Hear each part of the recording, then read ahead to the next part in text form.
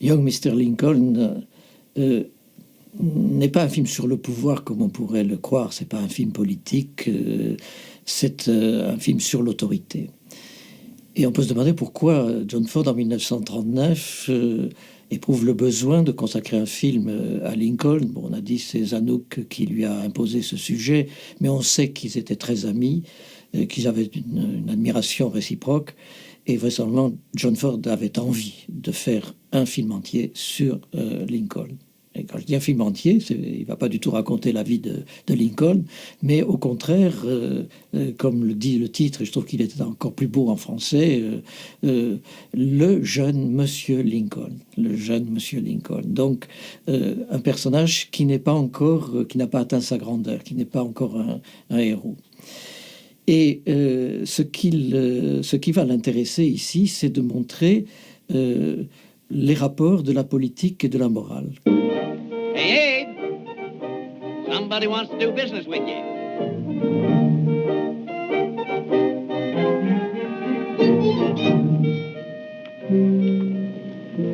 Howdy, ma'am. Howdy. Howdy. How you been making out? Right good. We ain't hit the hard places yet. Want you to get down and rest yourself? Well, thank you. We was aiming to stretch a bit. My old woman figured on getting some flan in for shirts. I reckon that can be arranged. Yeah, but we ain't got any money.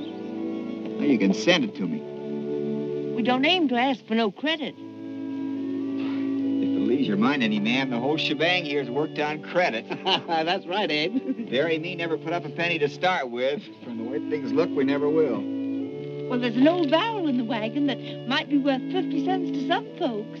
Well, of course, there ain't much in it. Just some old things laying around the house, along with some books that belong to my grandpappy. Books? Yeah, in the last barrel. Books. Well, you folks go in the store and help yourself. I'll go back and get the barrel.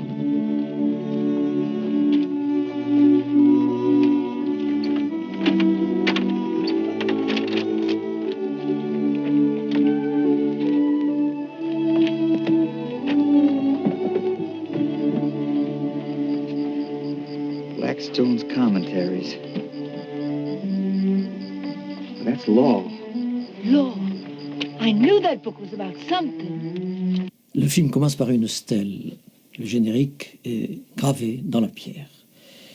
Et en fait, l'écriture aura beaucoup d'importance. Le texte écrit, le livre, aura beaucoup d'importance dans ce film. Et en effet, dès la première séquence où on voit l'homme politique, un jeune homme, il a une trentaine d'années, il fait un discours, là, depuis l'échoppe, puisqu'il est marchand de tissus, qui est dans la campagne. On est une toute petite ville, on ne la voit pas.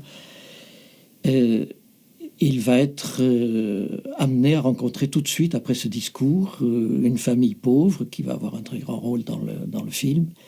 Et il va découvrir, en vendant son tissu, comme ils n'ont pas d'argent, à travers un tonneau qu'il lui donne, en échange, le livre, l'écriture, la connaissance, le savoir.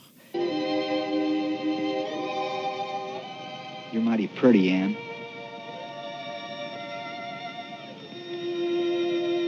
Some folks I know don't like red hair. I do. Do you, Abe? I love red hair.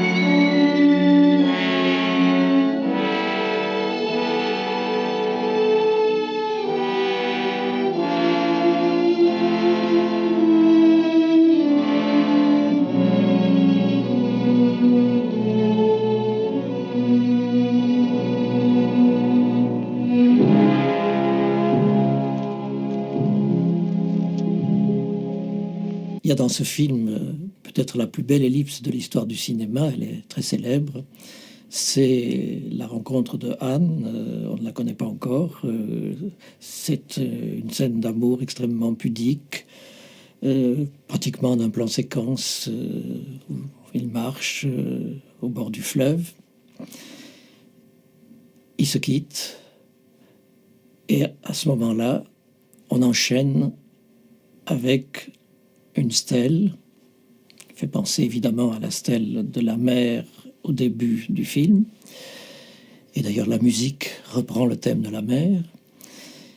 Et on comprend peu à peu, assez vite, que Anne est morte. On ne saura jamais de quoi, pourquoi.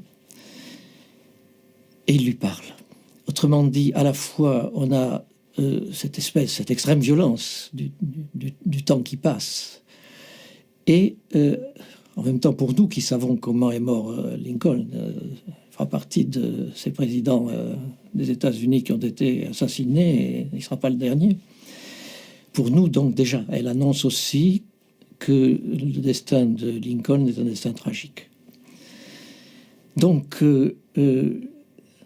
il parle à Anne, et là apparaît quelque chose aussi que l'on retrouvera très souvent chez les films de Ford, cette espèce de, je dirais pas de déni de la mort, au contraire, elle est reconnue, cette mort.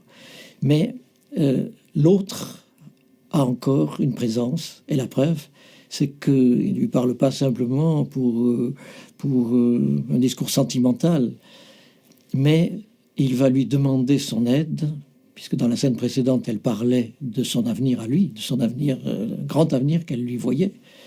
Et il lui demande s'il doit continuer ses études et faire du droit. Et il y a une petite baguette avec laquelle il va tricher, bien sûr, pour voir de quel côté elle tombe. Donc apparaît ici un motif qui va être fondamental dans ce film, c'est celui de la tricherie, du jeu et du mensonge. Dans un moment important, puisque c'est le dialogue avec une morte, et il va quand même tricher dans ce jeu qu'il joue avec elle. Je dirais qu'il va aider un petit peu le destin. Cette tricherie, c'est aussi la part de l'homme et la part de Dieu. C'est que lorsqu'on demande à Dieu de décider à notre place, c'est quand même un peu lamentable. Et lorsqu'on demande à une femme de décider à notre place, c'est qu'on manque peut-être un peu de courage. Donc, moi, j'admire beaucoup cette tricherie et ce mensonge par rapport à une règle du jeu, après tout, qui n'existe pas.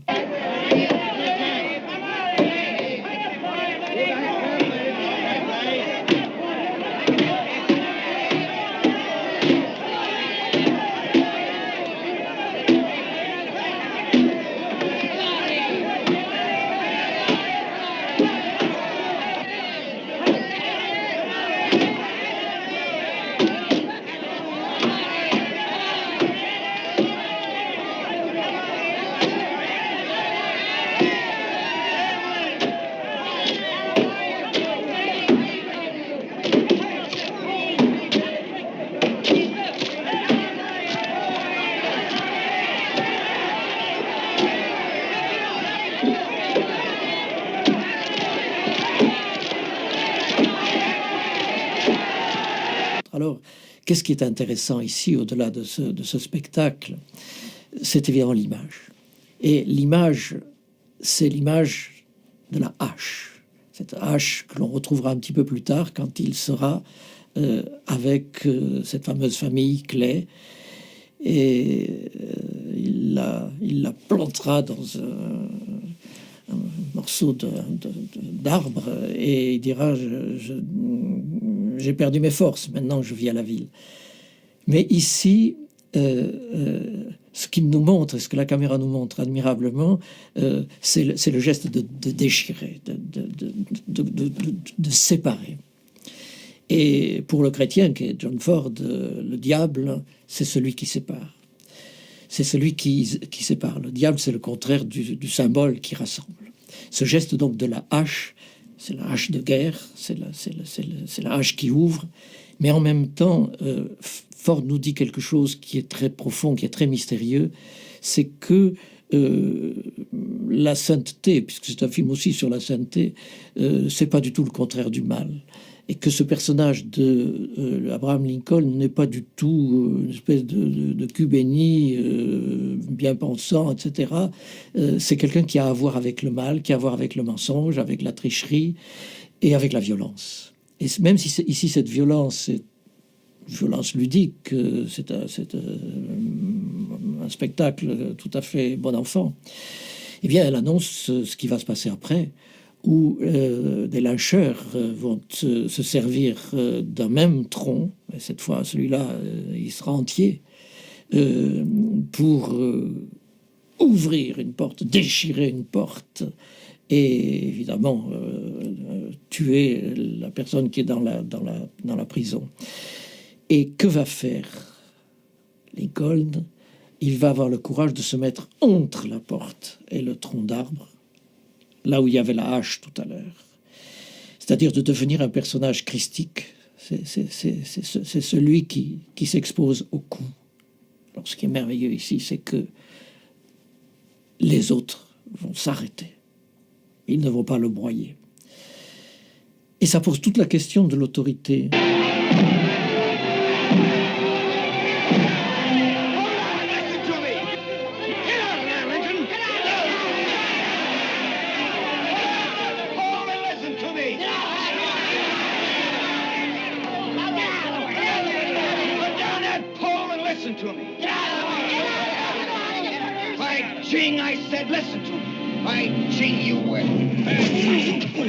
Alors d'où vient ce pouvoir? D'où vient ce pouvoir de l'autorité, de la parole? Parce que ce qu'il va dire là, c'est pas un discours électoral, c'est pas un discours où on cherche à convaincre. Bien sûr qu'il va chercher à convaincre, mais c'est un discours vrai. C'est un discours où il se met en cause lui-même, et donc il permet à chacun de se reconnaître dans l'acte qu'ils sont en train de faire. C'est-à-dire que c'est une parole qui permet à chacun d'être lui-même et de prendre ses responsabilités. Et donc, de prendre conscience. Donc, s'il s'arrête de lyncher et s'il renonce au lynchage, c'est pas parce qu'il a été brillant, c'est pas parce qu'il a été éloquent, c'est parce qu'il a dit quelque chose de vrai.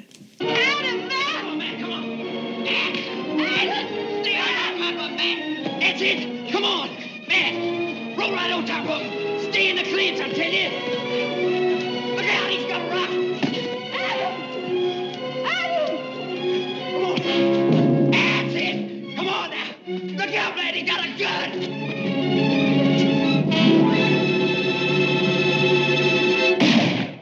On croit voir le meurtre. Le problème du cinéma, c'est que même quand il est fait avec les meilleures intentions, il est trompeur. On ne sait jamais exactement ce qui va se passer dans la tête du spectateur. Et le spectateur, lui, il est persuadé d'avoir vu et bien vu. Donc, Ford, mine de rien, là, nous donne une magistrale leçon de cinéma, dont la conclusion viendra beaucoup plus tard, et en même temps nous emmène sur ce motif fondamental ici, du mensonge et de la tricherie. Mais c'est pas une leçon qu'il nous donne. C'est-à-dire qu'il triche lui-même, et il triche comme Lincoln lui-même, qui a triché pour faire gagner son équipe, par exemple, dans le jeu de la corde, et qui, à d'autres moments aussi, sera du côté du mensonge. C'est-à-dire que chez Ford, lorsque il dira plus tard « je sais ce que c'est que le bien et le mal », eh bien, ça peut nous choquer, c'est même très très choquant. Je crois qu'il faudra se souvenir que il sait parce qu'il est aussi comme nous du côté du mal, et il le reconnaîtra d'ailleurs, et ça sera sa grandeur.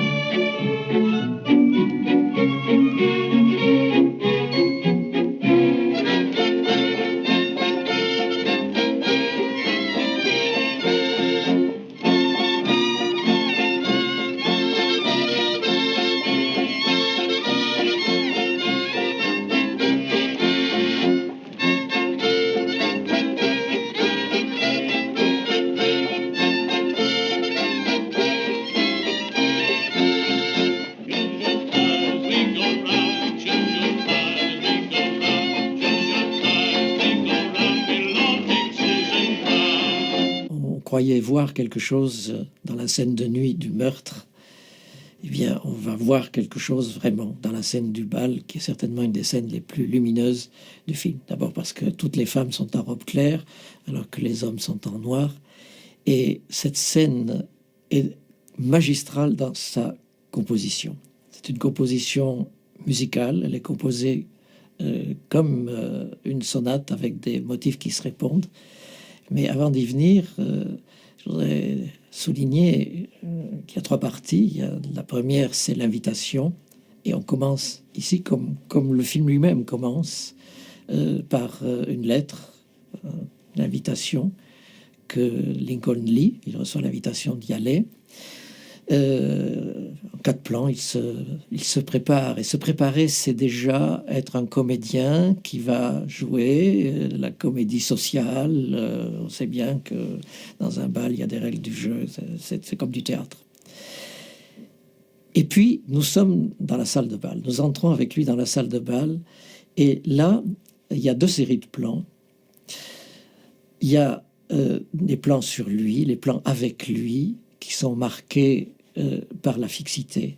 Il y a une raideur du corps de Lincoln et les plans mobiles, les plans de la danse, qui sont les plans de Marie. Donc 2 séries, et comme dans une sonate, il y a 2 thèmes, 2 motifs qui vont se succéder, A, B, etc., jusqu'à ce qu'on arrive à une résolution. Évidemment, dans un bal, c'est le moment où le couple se forme. Seulement ici, il ne se forme pas n'importe comment. Qu'est-ce qui se passe? Eh bien, lui est happé par des vieux messieurs en noir aussi. Et au début, cette série A, B, eh bien, cette série est muette. On voit, d'une part, donc, ces hommes qui parlent, on ne sait pas ce qu'ils se disent, et d'autre part, des gens qui dansent, qui forment un cercle avec beaucoup de grâce, beaucoup d'élégance. Dans le premier plan, ils sont mêlés. Ensuite, ils sont séparés. Et on aura seulement après la parole. La parole va arriver après. Et elle va arriver avec le couple de Marie et du rival de Lincoln. C'est un personnage historique, Stephen Douglas, qui lui fait la cour. Et justement, ce couple va s'arrêter de danser, va passer du côté de l'immobilité, du côté de ce qui était le thème de Lincoln, pour parler de Lincoln, puisque elle va reconnaître qu'il sait faire la cour, mais que Lincoln, eh bien lui, finalement, il sait être vrai. Stephen sait flatter, alors que Lincoln sait dire des choses vraies. Et nous retrouvons encore Lincoln avec ces messieurs, un petit plan très rapide. Et puis, enfin, Marie et Lincoln se retrouvent pour danser. Et alors là c'est magnifique, parce que il va encore une fois dire la vérité, dire je ne sais pas danser, moi je suis un homme des champs, il va le dire dans une magnifique métaphore avec la charrue. Et elle va quand même essayer de danser avec lui, d'abord une valse qu'il danse très bien, et puis tout de suite une polka qu'il va danser avec une certaine gaucherie, mais touchante, parce que c'est beau quand même. Et ils vont s'arrêter, ils vont parler de cette gaucherie. Il va dire ce qu'il n'est pas. De même qu'avec les vieux messieurs, il a dit qu'il n'était pas un propriétaire. Il n'a pas profité de l'occasion pour se faire mousser. Et il va reconnaître ses limites. Alors elle va dire, puisqu'on a envie de parler, on va y aller. Et c'est la fin de la séquence. Alors on passe à la nuit. Ils sortent sur la terrasse. Et contrairement à d'autres attentes, il ne se dit pas un mot. Mais ce qui se dit, et qui est très éloquent, se dit par les regards. Ils se séparent. Lui regarde le fleuve, et le fleuve, c'est sa mère, c'est la famille Clay qui va rejoindre d'ailleurs tout de suite après. Et jamais, je crois, avec des moyens aussi simples et une forme aussi rigoureuse, aussi enlevée, pleine de grâce, comme ça, mine de rien, on a l'air d'assister au bal comme ça, de quelque chose de très très banal que tout le monde peut saisir. On se rend compte de la solitude de cet homme, qui est d'abord quelqu'un de méditatif, de quelqu'un qui doit penser, qu'il faut laisser seul, et qui est aussi du côté de la nature, c'est-à-dire de la vérité du monde. Mrs. Clay, which one of your boys killed Scrub White?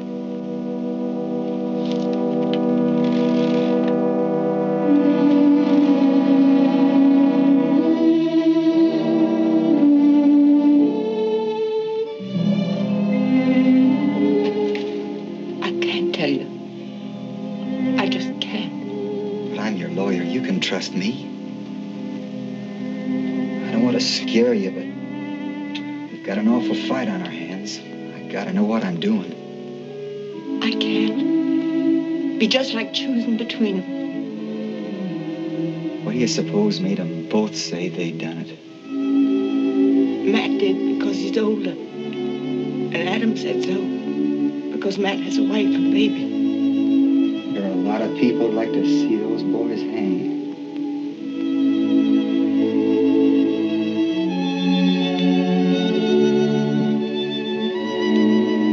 I know, but I just can't.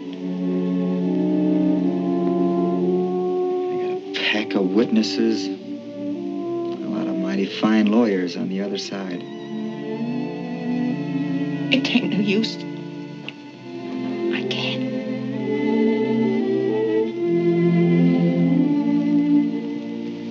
No, I don't reckon you can. Donc, que va faire ce très jeune avocat? On lui reprochera d'être très jeune et très incompétent. Eh bien, et il va devoir chercher des jurés qui sont honnêtes. Et qu'est-ce que c'est qu'un homme honnête? Eh bien, c'est quelqu'un qui dit « je suis un menteur ». Arriver à dire ça, ça veut dire que peut-être on peut commencer à dire quelque chose de vrai. Et cet homme, c'est pas n'importe qui, c'est précisément Francis, le frère de Ford, son très cher frère qu'il a amené à faire du cinéma et que l'on retrouve dans tous ses films et qui picole dur d'ailleurs dans tous ses films, le vin aidant peut-être aussi à cette sincérité. Voilà. Je bois donc je suis un pauvre type, je suis paresseux, je suis pas, etc. Ford a horreur des gens exemplaires, même quand il fait un film sur Lincoln. Et surtout. Donc, il va y avoir ici un moment très fort, très très fort. C'est le moment où le procureur fait venir la mère.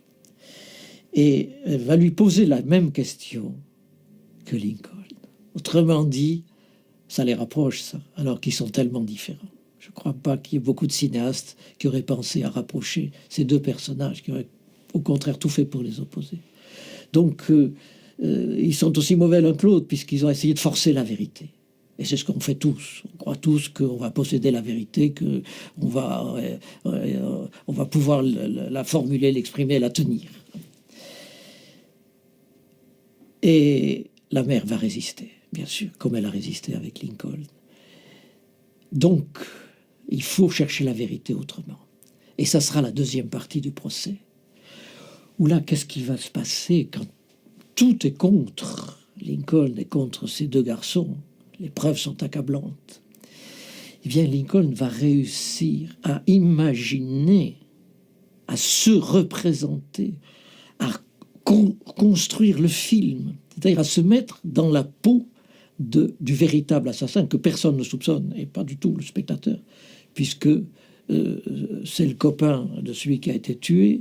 Il est devenu l'adjoint du shérif, donc c'est plutôt un type bien. C'est Wildbourne qui est l'acteur fétiche des seconds rôles de John Ford. Et comment va-t-on découvrir que c'est lui l'assassin? Parce que on va le laisser parler. On va le laisser, non pas le faire parler. Il n'y a pas de torture là. On le laisse se... Et c'est en l'écoutant qu'on se met peu à peu dans sa peau. Et nous, spectateurs, avec Lincoln, on va faire le chemin qui va amener ce type-là à révéler qu'il est un tueur. Et là, il faut qu'il y ait un signe de l'extérieur qui vient Et ce signe, c'est formidable, c'est que quand il était avec la mère, il avait besoin d'écrire, et la mère lui avait passé, c'est tout ce qu'elle avait comme papier, un almanach. Et sur cet almanach, il a compris, il a vu qu'il n'y avait pas de clair de lune ce soir-là, que J.Cass a menti, et il va le confondre grâce à cet almanach. You can step down. No further questions, Your Honor.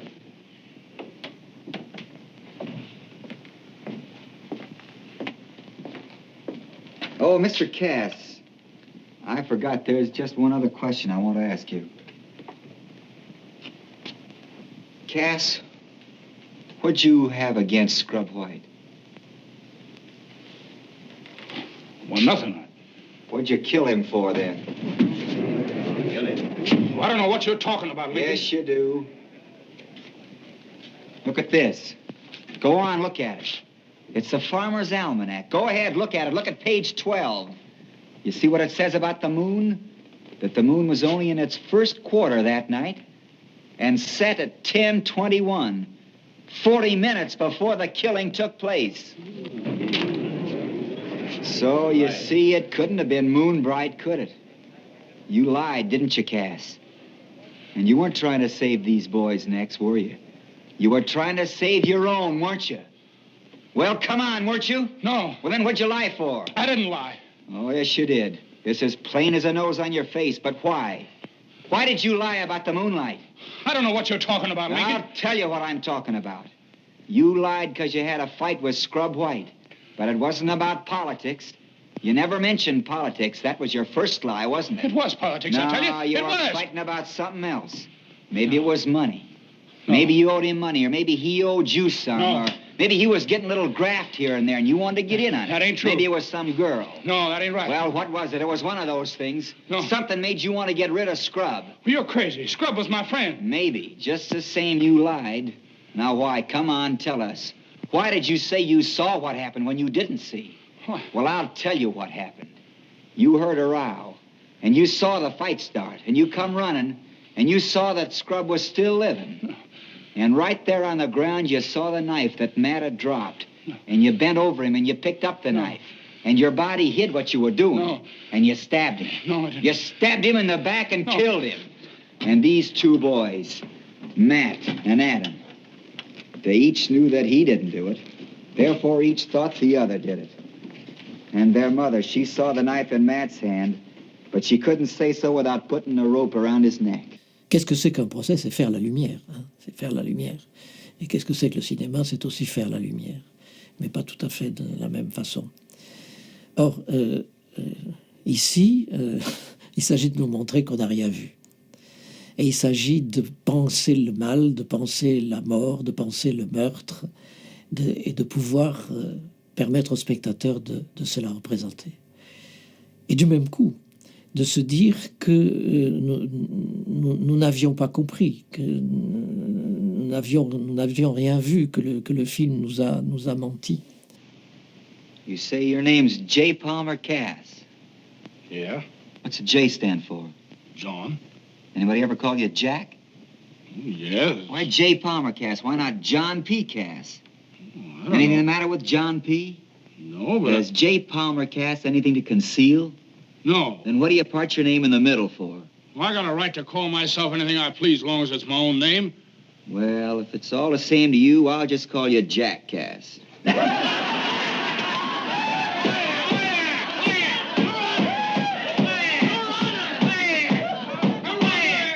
I object to this ridiculous line of questioning. Mr. Lincoln's clownishness may win him a laugh from his friends, but I assure him his entire game of buffoonery is lost on this intelligent jury. Il y a la violence du meurtre, il y a aussi la violence de la justice, la violence du procès. Et ici, elle est assez masquée parce que Lincoln nous est sympathique, il sait mettre les rieurs de son côté, commencer par nous. Mais il y a un moment que je trouve extrêmement cruel, c'est lorsqu'il s'adresse justement à celui qui sera découvert comme l'assassin à propos de son nom. Et il va l'agresser parce qu'il se fait appeler J. Cass. Et il va lui demander pourquoi il a caché ce J. Il dira c'est John. Mais après tout, ça ne vous regarde pas. Évidemment, pour faire un bon mot, Lincoln dire pourquoi pas Jack, Jackass, qui veut dire le baudet, le crétin, l'âne, comme en français, le minus. Donc il va l'agresser sur ce qui est le plus fragile finalement chez un être humain, c'est son nom. Et il va faire rire tout le monde. Il y a tous les degrés de la violence dans ce film. Et tour à tour, Ford nous la montre de très loin, ou au contraire nous en rend complices. Et c'est le cas ici. Car on n'a jamais les mains propres. Chez Ford, personne n'a les mains propres. Il n'y a pas de héros innocents. Il n'y a pas les innocents et les roublards. Il y a des gens qui cherchent. Et justement, il est aussi un malin, Lincoln. Il est aussi un malin. Et malin, pour un catholique, c'est aussi le nom que l'on donne au diable.